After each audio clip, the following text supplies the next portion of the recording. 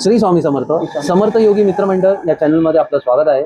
मी ओमकार सावंत आज गोखले रोड ठाण्याहून तुमच्यासाठी एक नवीन अनुभव घेऊन आलो. तर मित्रांनो, स्वामींच्या कृपेने आज आपल्याला इथे महाराजांचं दर्शन देखील झालं. आनंद भारती मठ आहे, म्हणजे इथे आनंद भारती महाराजांनी समाधी घेतली आहे व आनंद भारती महाराज हे स्वामींचे भक्त होते व त्यांनी महाराजांचं स्वामी गुरु लीलामृत हे देखील त्यांनी सांगितलेलं आहे मुखांनी.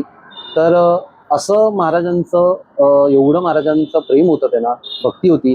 भक्ती तिथे ही शक्ती आहे आणि आज स्वामींच्या कृपेने आपल्याला हा अनुभव इथे मिळत आहे. तर आपल्या सोबत आहे श्री रमेश बर्वे. ते आज आपल्याला महाराजांचा आलेला अनुभव सांगणार आहे.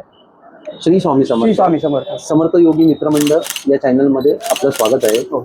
आजोबा, फार आनंदाची गोष्ट आहे की तुम्ही आम्हाला अनुभव सांगतायत, त्यासाठी नक्कीच आम्ही आतुरत आहोत.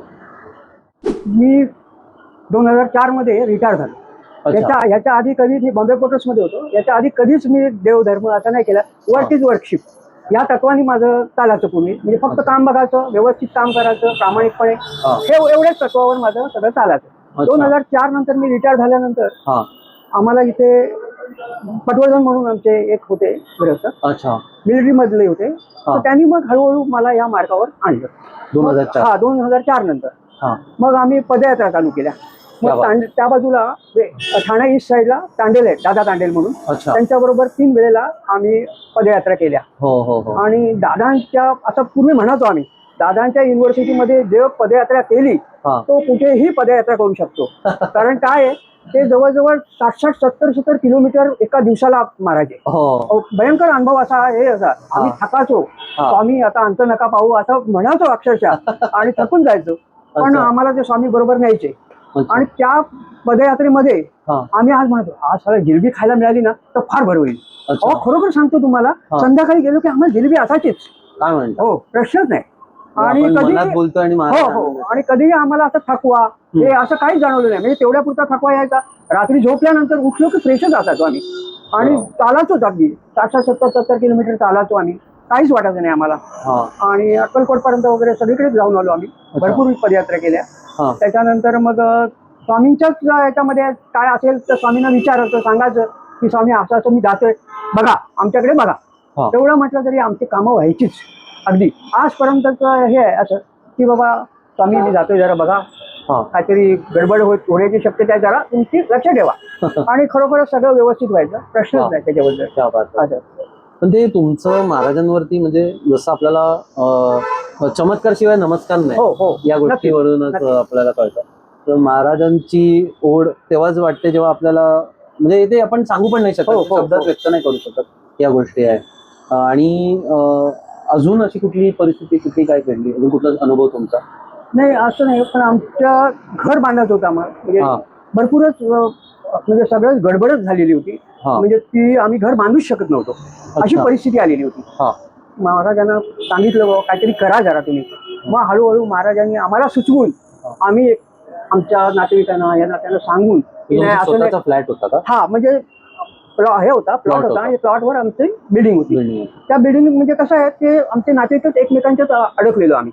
तू असं बोलला, मी असं बोललो, ते तसं झालं पाहिजे, हे असं झालं पाहिजे, हेच चालायचं. आम्ही स्वामी म्हटलं, बाबा स्वामी जरा काहीतरी करा याच्यात. कुठे तुम्ही विनवणी केली, काय सेवा केली? आम्ही इथेच यायचो. इथे आम्ही साधारण मी 11-11:30 पर्यंत इथे येतोच. दररोज येतोच इथे. 11:30ला येतो, नमस्कार करतो आणि बाकी अशी सेवा असं नाही, नाम धर्म वगैरे असं काय. फक्त पदयात्रेमध्ये असताना आम्हाला ते दादा साहेब सांगायचे, तांडेल सांगायचे की तुम्ही जप करत राहा, नाम घेत राहा आणि जात राहा. एवढं गोष्ट खरी. आणि मग तुम्ही महाराजांना इथे सांगितलं, आणि मग काय, कसं काय? आणि मग परिस्थिती हळूहळू चेंज होत चालली. म्हणजे मी जे सांगेन आमच्या नातेवाईकांना किंवा कोणाला, त्यांना थोडं पटत गेलं की बघा आता जास्त आपण हे करण्यात अर्थ नाहीये, आता आपण थोडीशी तडजोड केली पाहिजे. नाही तर आपली प्रॉपर्टी खलास होऊन जाईल, मिळणार नाही आपल्याला प्रॉपर्टीचा. आणि जो का उपभोग घ्यायचा असतो प्रॉपर्टीचा, तो आपण घेऊ शकणार नाही. बरोबर. मग ते हळूहळू जरा थोडंसं तडजोड करत करत आमचं प्रॉपर्टी सगळी झाली, व्यवस्थित सॉल्व्ह झालं सगळं. आणि आता हळूहळू बिल्डिंग तयार होती. आणि स्वामींची कृपाच आहे, त्याच्याबद्दल वादच नाही. अशक्य ही शक्य, नक्कीच. आणि आमच्या वहिनी पण स्वामी भक्तच आहेत. अरे वा. मोठ्या वहिनी ज्या आहेत त्या स्वामी भक्त आहेत. त्याच्यामुळे मग ते सगळ्यांच्याच मनात स्वामींनी असे हे केलं हा. आणि सगळ्यांनाच हे असा दृष्टांत आला की बाबा नाही आता आता आपण म्हणतो याच्याप्रमाणे आपण केलं पाहिजे आणि बरोबर. तसं आम्ही करत गेलो. खरंच काका. आणि आजकालच्या जगामध्ये आजकालचे जे यंगस्टर आहेत किंवा स्वामी भक्तच मी पकडतो, त्यांना तुम्ही काय उद्देश द्याल? हा. कसं? नाही तुम्ही आता देवाच्या मागेच लागलं पाहिजे किंवा हे असं मी काय म्हणणार नाही, किंवा स्वामी म्हणतात असं ना. तुम्ही तुमचं कर्म केलंच पाहिजे, कर्म करा, भोग पण भोगायलाच पाहिजे. भोगल्याशिवाय भोग संपत नाहीत. हे तुम्ही पहिल्यांदा लक्षात ठेवा. भोग कुणालाही चुकलेले नाहीत, भोगल्याशिवाय संपणार नाही. पण स्वामी मागे आहेत हे तुमच्या ध्यानात असू दे. हा, हे तुमच्या ध्यानात असलं ना, स्वामी मागे आहेत म्हणजे तुम्ही बिनधास्त भोगायला तयार होता आणि कितीही संकट येऊ दे तुम्हाला काही वाटणार नाही. असा एक अनुभव आहे. म्हणजे एक आत्मविश्वास तयार होतो. निश्चितच बरोबर. शक्ती. हो. आमच्या कंपनीतले देवरुखकर म्हणून होते, ते पण स्वामी भक्त होते. त्यांचा मुलगा म्हणजे 18 वर्षाचा वगैरे नसेल कदाचित. त्यांची बाईक घेऊन ना तो बाईकनी गेला होता, म्हणजे फिरायला जातो ना आपण, आणि ऍक्सिडेंट झाला नेमका त्याचा. नेमका ऍक्सिडेंट झाला, एका म्हाताऱ्या माणसाला त्यांनी उडवलं. आणि तो माणूस म्हणजे देवरुखकर माणूस एकदम हताशच झाला. आम्ही स्वामींकडे आलो, आम्ही बघा जरा काहीतरी करा. मग ते तिथे जे जमलेली माणसं होती त्या माणसांकडनं सगळ्यांनी सांगितलं की बाबा नाही ते म्हातारा जो माणूस आहे तो असा रॉंग साईडने येत होता आणि या मुलाची ठोकर लागली, त्याच्यामुळे तो मुलगा वाचला. नाहीतर पोलीस केस होऊन तो जेलमध्येच असता. पण ही स्वामींचीच कृपा. नाहीतर कोण अशी तुम्हाला हे देणार, विटनेस कोण देणार एवढा? त्या आजूबाजूच्या माणसांनी सांगितलं असं की बाबा नाही ते म्हातारीची चूक आहे आणि खरोखर म्हणजे आता त्या मुलाला वाचवण्यासाठी भरपूर पैसा पण बिचारांचा खर्च झाला भरपूर. कारण वकील हे ते सगळं करावंच लागलं आणि या गोष्टी कराव्याच लागतात. ते स्वामी तरी काय करणार आहेत, म्हणजे या गोष्टी करा. हेच आहे. आणि तो वाचला व्यवस्थित अगदी, त्याच्याबद्दल प्रश्न. अशक्य ही शक्य करतात स्वामी. हो, नक्कीच अगदी. भक्ती तशी शक्ती, हो, अशी माऊली आहे. खूप धन्यवाद. तुम्ही आम्हाला अनुभव शेअर केल्याबद्दल आणि आपल्या चॅनलला तुम्ही वेळ दिल्याबद्दल. श्री स्वामी समर्थ मित्रांनो. तर स्वामींच्या कृपेने आजचा अनुभव खरंच खूप सुंदर होता. आणि म्हणतात ना, जो म्हणजे अनन्य भावाने भक्ती करेल त्याचं योगक्षेम मी स्वतः चालवतो, असं महाराजांचं वचन आहे. आणि या अनुभवावरून आपल्याला या वचनाचं महत्त्व कळतं. तर स्वामींच्या कृपेने खरंच खूप सुंदर अनुभव आज आपल्याला ऐकायला मिळाला. आणि तुमच्याकडे देखील महाराजांचा आलेला अनुभव असेल तर तुम्ही नक्कीच आमच्या दिलेल्या नंबरवरती कॉल करा. व पाली जिल्हा रायगड इथे आपण स्वामींचा मठ स्थापन करणार आहोत. तर त्या मठाच्या सेवेसाठी जर तुम्हाला काही संपर्क करायचा आहे तर दिलेल्या नंबरवरती कॉल करा.